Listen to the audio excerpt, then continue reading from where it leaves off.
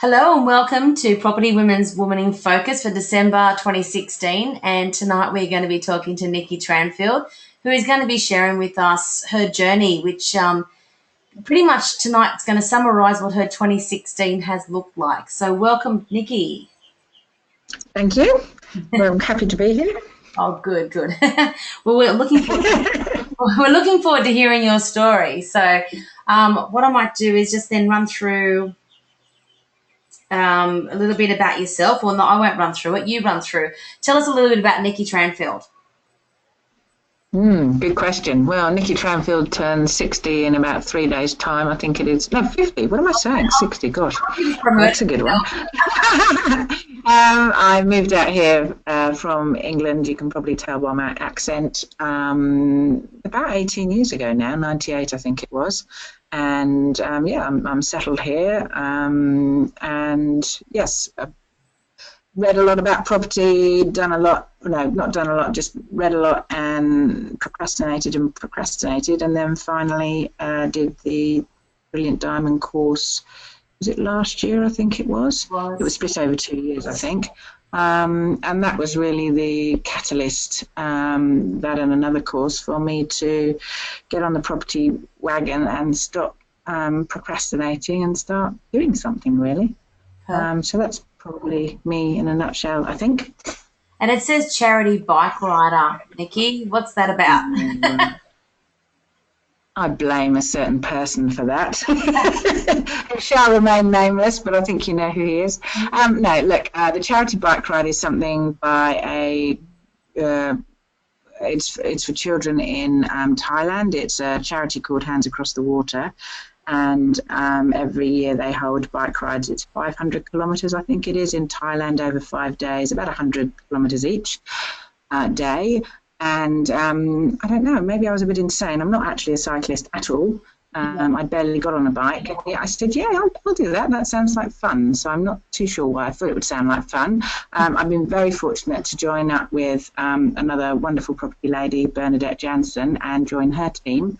And yes, we are looking forward, I think, possibly we each have to raise money. So yes, she's doing a renovation that will be part of our funds to go on the trip. Wow. So yes, not sure whether it's sane or madness. No, not at all. Would you describe yourself as being a goal setter or a goal getter, or is this more like a new Nikki?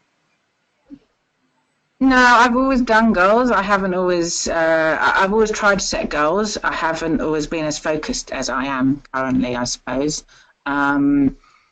Just circumstances over the last, since I've arrived here, have meant that I'm not probably where I want to be financially. And so I just decided that I needed to get on and do something about it. Something changed, I think, in me, and I went, stop thinking about it and do it. What have you got to lose? Any more time and you're going to be backwards even further. So yes, yeah.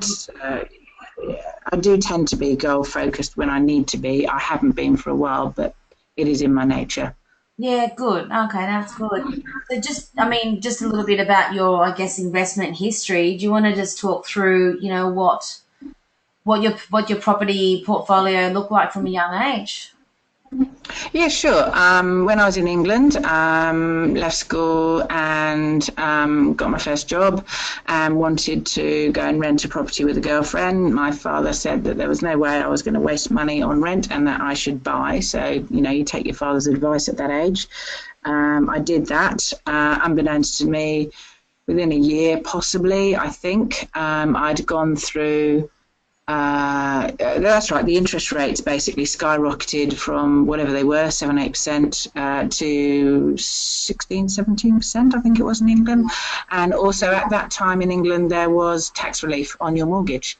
So both the double whammy was taken away, the property price halved overnight, and I was left with a mortgage double the size of my property. I then wasn't able to meet the repayments, and the mortgage companies at that time, because it was such a new concept to them, weren't prepared to listen. So I had to go into default and lose the property. And basically, I think that well, it did. It tainted my experience with property for decades, I would say. I mean, I think I was counting out the other day 20 or 30 years before I actually got back into the property market again. I was 40 before I bought my next property, so that's a fair gap. Yeah. And I do regret that badly. And I think part of that was lack of knowledge. I didn't have, I must say, since coming to Australia, for me, there's been so many opportunities and so many courses, and so people are so much more open to these things. I still look at friends and think, oh, you know, maybe you could have moved a bit further than you have at home on the property market. But I love over here the fact that there are opportunities and there are people prepared to help you. So I read and read and read and read, but I wasn't acting. And that was really, yes, it was just something within me that was stopping me, holding me back. And I've been following Property Women for many years now. I'd been to the odd seminar. I'd been to some of the day or weekend courses and loved them all, but still didn't do anything. And then, I don't know, something changed last year and I finally went, here's the course, I'm doing it. And you guys did the Brilliant Diamond course, which doesn't run all that often. And I did it. There we are, the girls, some of the girls, I think. Thanks for putting the arrow there. And it was a great group of ladies who were all in similar circumstances, some a bit different. And just the learning was phenomenal. The learning from not only people such as yourself, Jo, but the speakers, but also you had past seminar participants, past Brilliant Diamonds who were there and who were just basically walking their talk. What I love about Property Women, and you know, this isn't so much plug, is I love the fact people are walking their talk. It's not people up there trying to sell you something that they're going to make money from you buying it. Yes, we paid for the course, but that was an investment, I felt, and we had 3 awesome weekends. We went out, the property bus tours were brilliant because you were actually seeing firsthand how it all went, how the figures were, what the properties looked like, and definitely being amongst that group gave me the confidence to go and do something. And always, you know, we had you can see the second slide down from the left-hand side. We had a day out on the road. So the first top left-hand slide was a new build that we were fortunate enough was coming around, and the builder had kindly agreed to talk to us about what he felt worked and didn't work in a new build and what things to consider. Then the next day we came back in and we were, you know, actually crunching the numbers. So it wasn't just looking at it and going, how much does that cost, which is what you always want to know, the figures. And we were able then to crunch the numbers and just meet the awesome people there and talk to them. And everybody's approachable. And just even the other mentorees, or the other, not mentorees, but the other people that were in the group, all had different backgrounds, interesting backgrounds. And over the course of the year, we got to know each other and share our experiences and learn from each other's experiences. And that definitely for me was the catalyst. It was a huge safety net. I felt that I could ask questions. I could see that people were doing things, and I went, right, now's the time to do it. And at the beginning of the workshop, we had the goal setting exercise, which really focused me. Yeah, look, the goal setting, it's so important, I think, because you can sit back and go, you know, loosely, I want this and I want to travel and I want to do that. But if you don't set a time to it, I mean, look, we're on the cusp of Christmas again. I mean, I always find that last quarter of the year evaporates so fast. And Yes. I like to kickstart the year and say, right, by June 30, this is what I want to have achieved. And therefore, I've got like a deadline. And I think it's really important to write down your goals. It's been well documented that those people who do write down goals and have a focused plan reach that, I guess, where they're wanting to go more often than you don't. Like there are statistics obviously to support that, but it's so true. Like I do a vision board every year, and whether you do it on paper or what, for me, I I know what I want, and I look at images on the web and I put it into a PowerPoint presentation thing. It was literally just one page, and that's it. That's my goal for 2017. I've already started working on my 2017 goal, and I think kickstarting that brilliant program where we did have the day where we did build vision boards, it was really, really impactful. And I think almost all the women who did the course in that 12 months have gone on to make big property decisions, whether it's to be selling assets that aren't performing, or they've bought, or they're doing the subdivision process, or they started the renovation. So, out of that group, everyone's moving and shaking. And like you said, all different walks of life. Everyone was different. Everyone had a different story, and it came from a different area. Yeah, and that was the beauty of it. There were people who were far more advanced, and there were people who were just beginning, and each were on a different journey. And it's just a great support network. As you take each step, everybody's there and can help you out. And yes, like the goal setting, I love that. And I've already gone. I like the paper version, so I've gone and bought my backing card, and I've already thought about what I'm going to do. And it's true, yes, we have goals maybe in our head, but when you actually put pen to paper and put them down, it's very powerful. And I do remember listening, I forget Mel's last name, but she did an awesome audio on goal setting and how she had to be more and more specific because each time it was coming out wrong, and that made me chuckle. And I have to say, I've put everything on paper, and I surprised myself and gone, whoa, that's happened, and I wasn't necessarily pushing for it. I was just it's like your brain changes and your subconscious takes it on and goes, okay, that's what you want to do, and you start attracting what you need in order to do it. I very much believe that. Yeah. So part of your self-education, you mentioned the obviously doing a lot of the courses when you had the workshop opportunities, and you invested in yourself with the Brilliant program, but you also mentioned that you took on another course as well, and that was the School of Renovating with Bernadette Jansen. Yes, that was something I was also really looking forward to. I think when we started the Brilliant Diamond course, the first part of the course is the chat with Rachel, who kind of talks to you to understand where you're at and where you want to go. Mm-hmm. And for me, because I was in, I consider myself to have been in a fortunate position, I had choices. Some people don't have choices because, they have to go with what they can get, but I had choices, and that actually was hampering me because I was paralyzed by indecision, not knowing which way to go to start with. But definitely doing Bernadette's course, I wanted to do renovation, and I believe I think it was Rachel actually that said, oh, you should do Bernadette's course. And I did that in the March. And I mean, Bernadette, as you know, is just a wonderful person, and her course was, I could have walked away in the first half an hour and gone, well, I've got my money's worth now, but we were there for 2 days. And you're continually supported. There's a very good, like with Property Women, there's a very good Facebook closed page where stuff's put out there. And again, Bernadette is just walking her talk. She's not out there spruiking seminars or anything. She's out there because she wants to make a difference, and she wants to make a difference to people who, who she can. Like yourself, Joe, your passion is helping everybody else, or not everybody else, but people that want to get to where they need to be.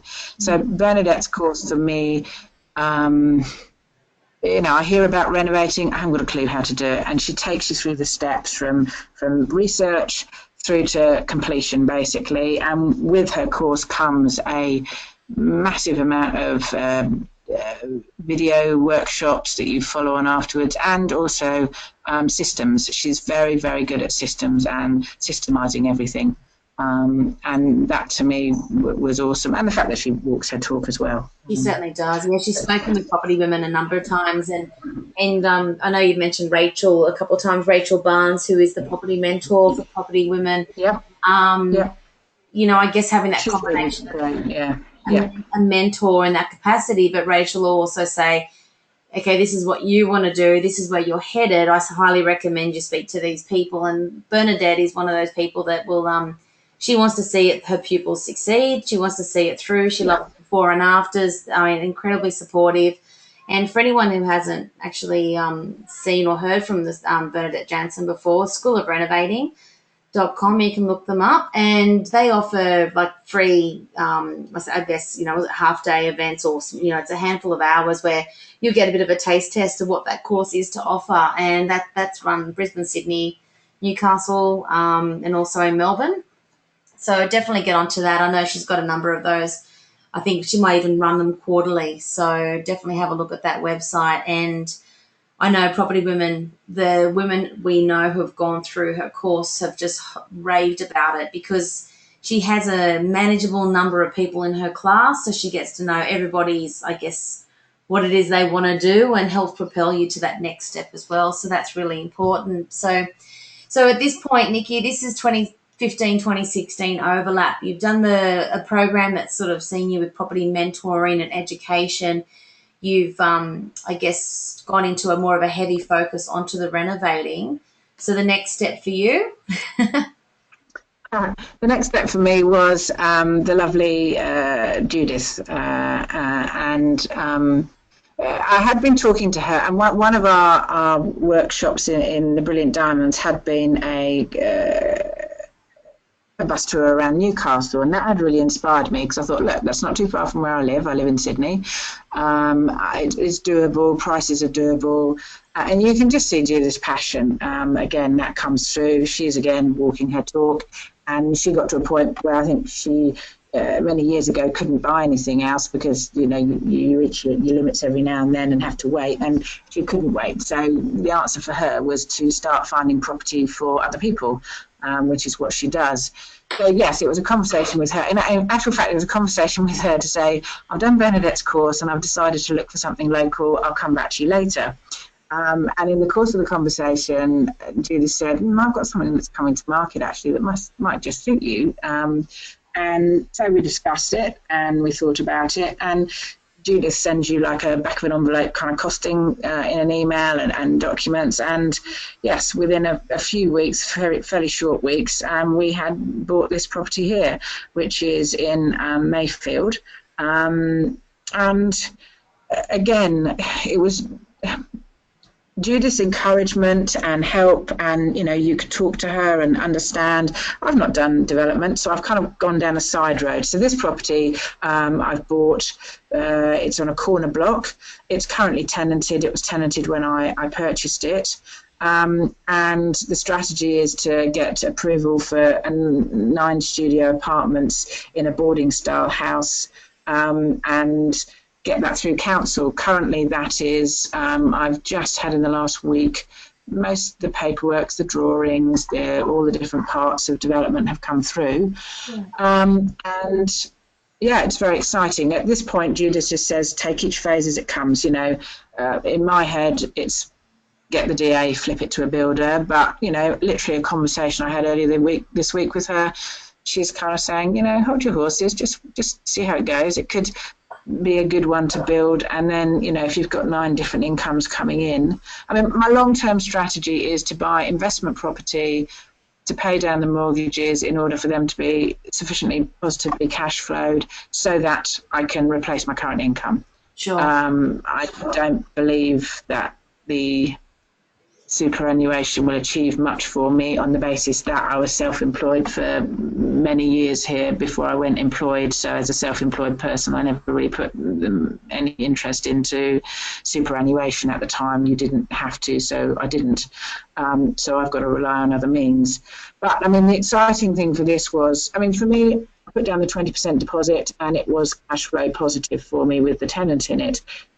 Cash flow positive is always subject to your personal circumstances, what money you can put into the deal and things like that, and where that money comes from. So for me, it's just sitting there, paying for itself while I hold it to get it through the DA process. Now, this is the back of the envelope figures that Judith gives you. I'm only at, if we go down, so we've got purchase price, stamp duty, buyer's agent, architect, landscape plan, civil, QS total. I'm at about there, and I have to say, Judith's figures are, within a few hundred, pretty spot on. Wow. I'd say I've been very impressed with, she says, it's back of an envelope, but it's an educated, very educated back of an envelope. Look, I know how Judith works, and she's got an amazing representation in Newcastle, and she's fine-tuned who you should be working with, and those architects, she would know pretty much what numbers would come in at. So it's a good, fair estimate, which is nice to work with a buyer's agent who is so real with those numbers, because you speak to obviously someone on the selling side, they might fabricate or cut some corners on those numbers and what they might look like to get the sale over, but she'll be real with it. And the numbers, obviously, I can see what we're looking at here. It still really stacks up. That return is quite phenomenal. Yes, which is why she's saying to me, don't assume you're going to flip it as soon as you get the DA through. Think about it. So I've gone, okay, that's fair enough.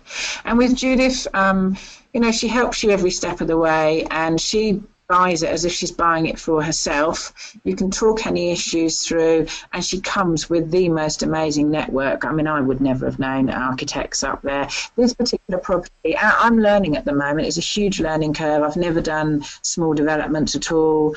And so I'm learning as I go along. I didn't understand why we were going with an architect and not just a planner.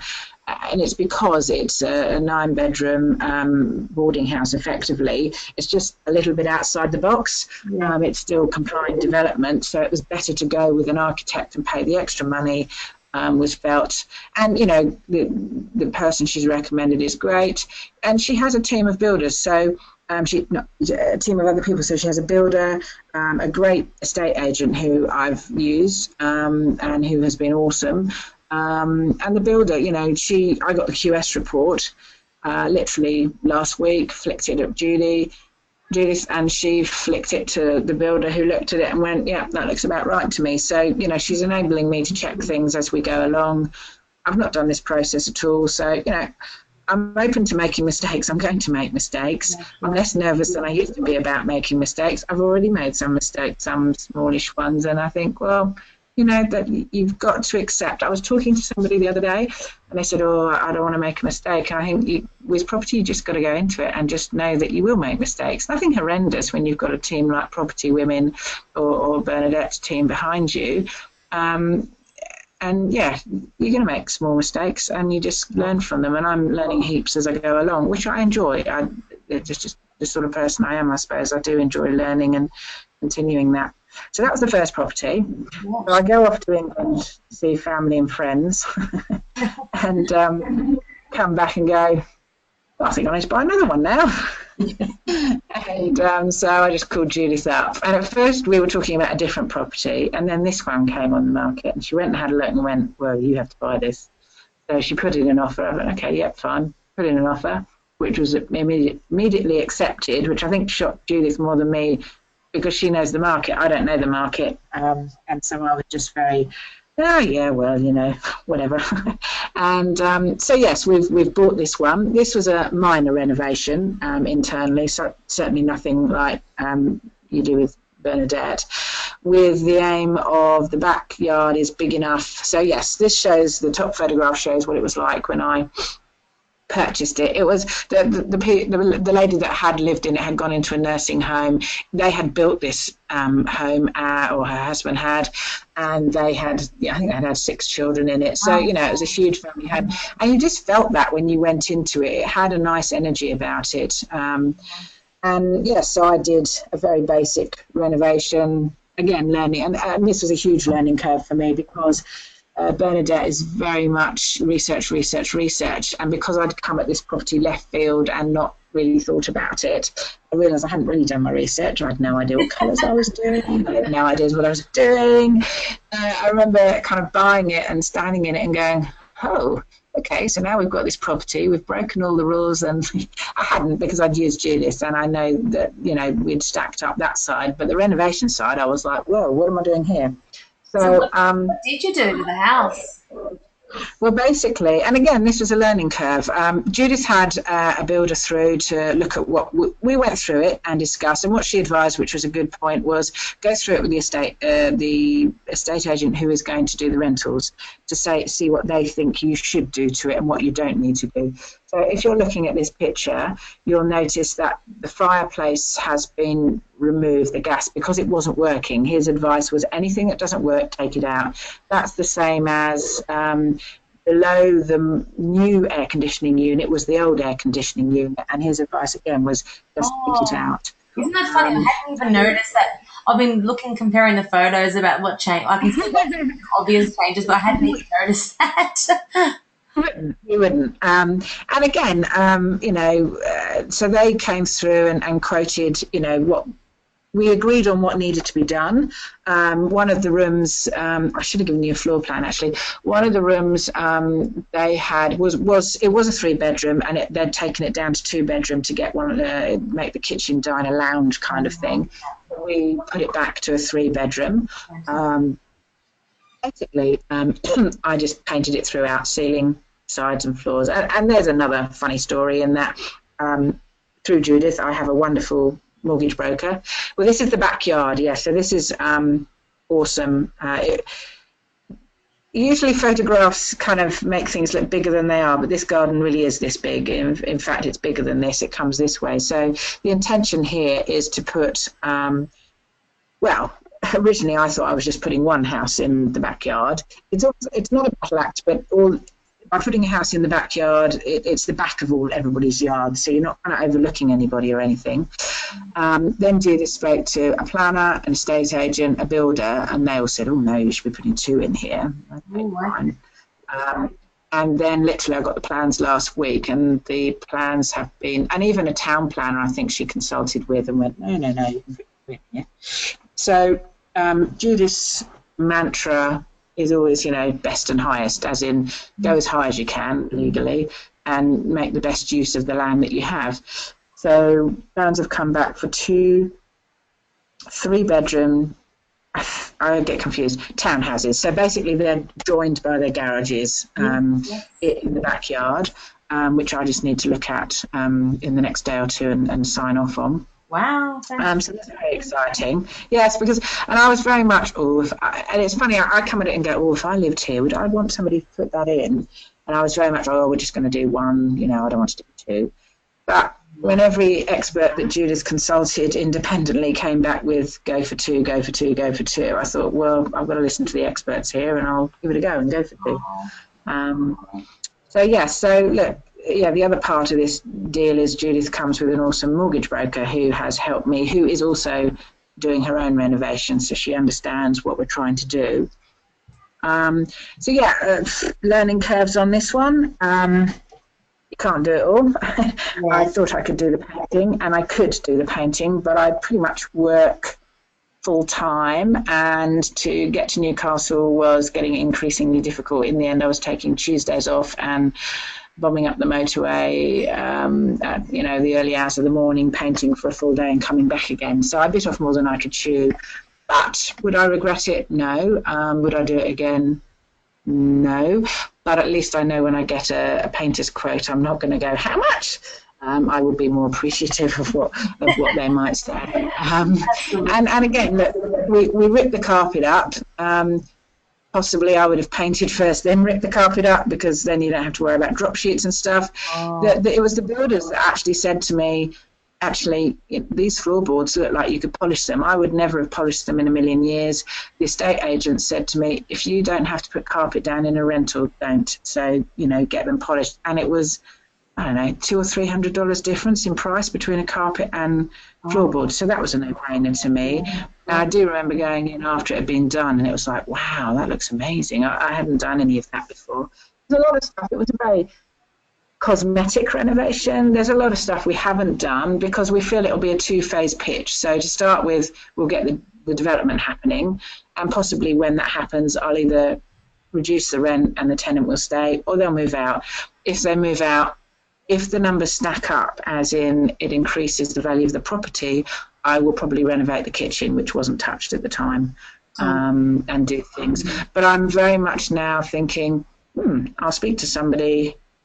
If it's not going to add value, why would I bother? And it's very interesting because I was painting stuff still in the mindset of owning a property and living in it. And at the end of the day, I knew that I didn't actually have to do as much as I did do because it wasn't going to increase the rent. The rent was set from the minute I bought it, pretty much. So anything I did to it was just over and above. Okay. Yeah. investment lessons learned. Biggest regret, yes, not buying sooner. I should have bought. If I had bought as soon as I arrived in this country or within years, it would be a completely different story again. You know, I would have millions of dollars of property because, yes, outsource where you can, definitely. You've got to have a good team around you, and Bernadette would also say that as well as Judith and you guys. And you've got to trust your team. I would never have been able to have picked a team in Newcastle the way it's happened, and that is down to Judith knowing the people there.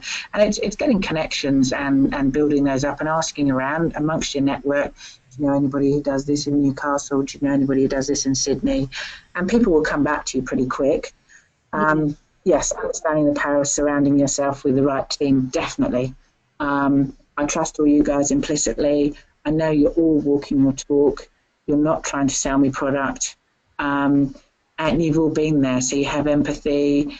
And yeah, just the team makes it so much easier. I don't know Newcastle. I didn't know Newcastle. I know it a bit better now. I could never have picked the properties I did without Judith.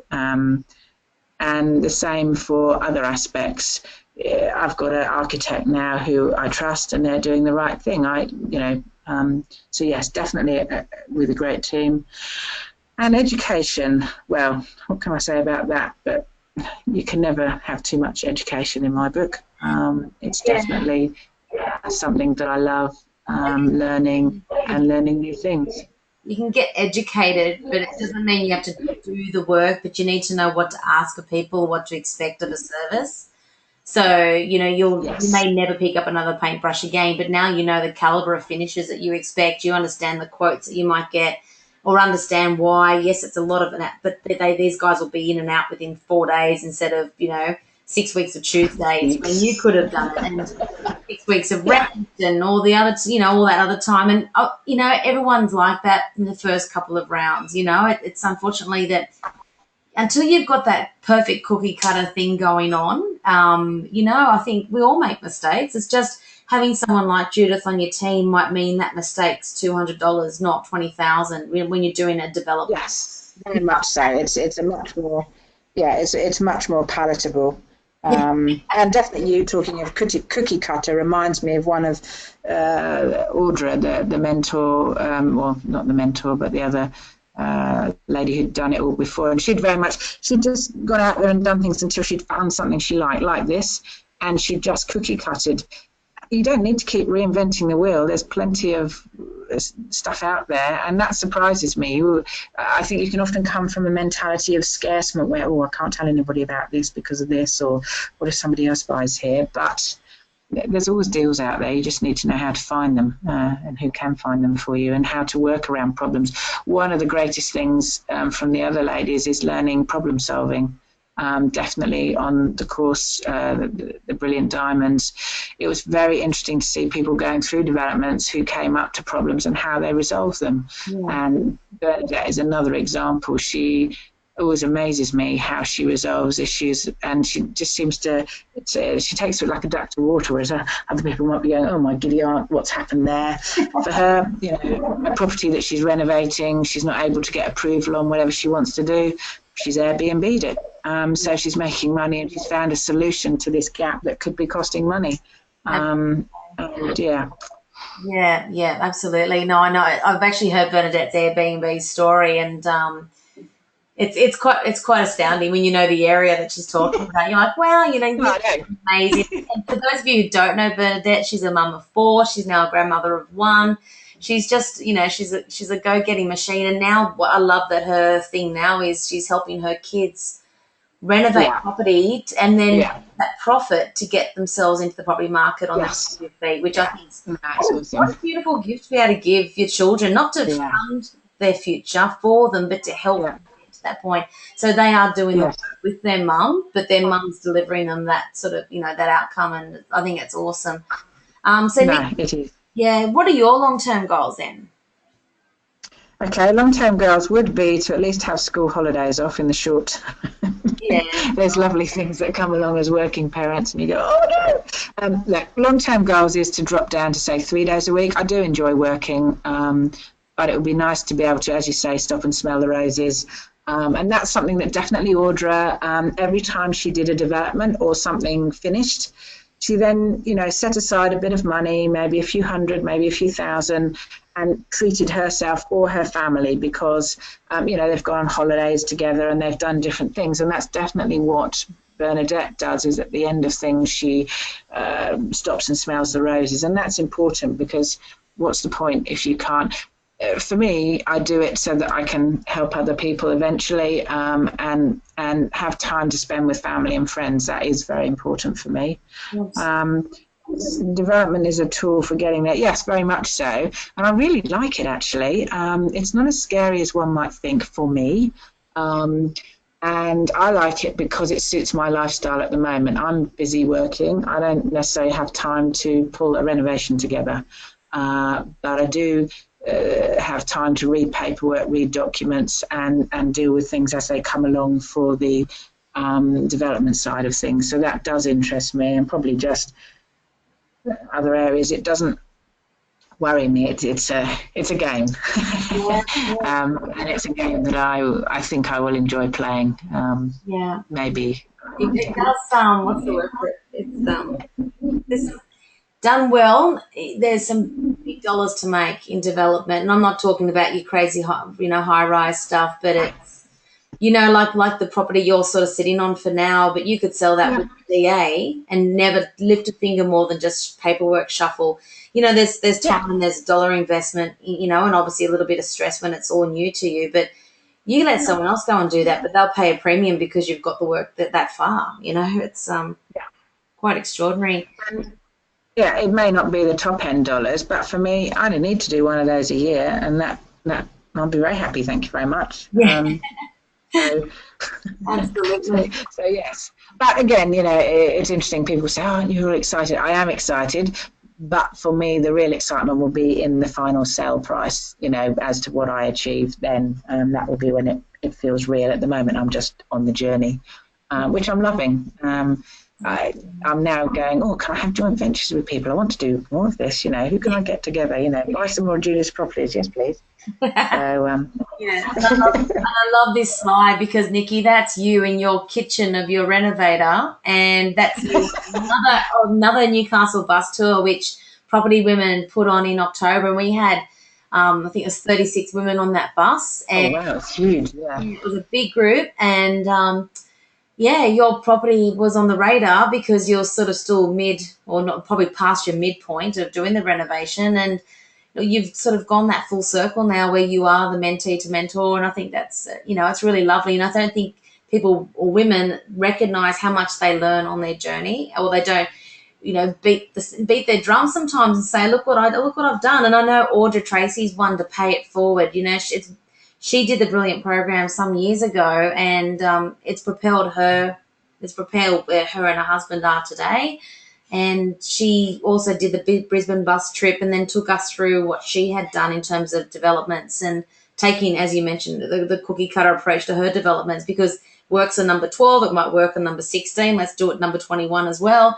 And she just kept replicating the formula. And it's lovely to see yourself and Audra and a lot of other property women reach that point. You kind of go, hey, you did it, and your journey's still going, and I think that's really awesome. And thank you for sharing your story with Property Women now with the webinar, and I really look forward to seeing what 2017 delivers for you. Thank you. Look, yes, that's true. I have to say it was a bit surreal, having been on the property tour the year before around Newcastle, where I was watching everything, and then suddenly find that people were looking at the properties I'd done on the tour. It's like, well, this seems a bit weird, but no, it's down to yourself and the ladies and the support network. And it's awesome. It's exciting, and thank you. Well, thanks so much, Nikki. Thanks for being our Woman in Focus. And we'll look forward. We're going to probably stalk you at some point in 2017 and see what you're doing with all these DAs. Oh, the pressure! Yes, I better get on it. Lovely one, and happy birthday for your significant birth date that's coming up this week. Yes. Thank you. Much appreciated. Thanks all, and good night. Thank you.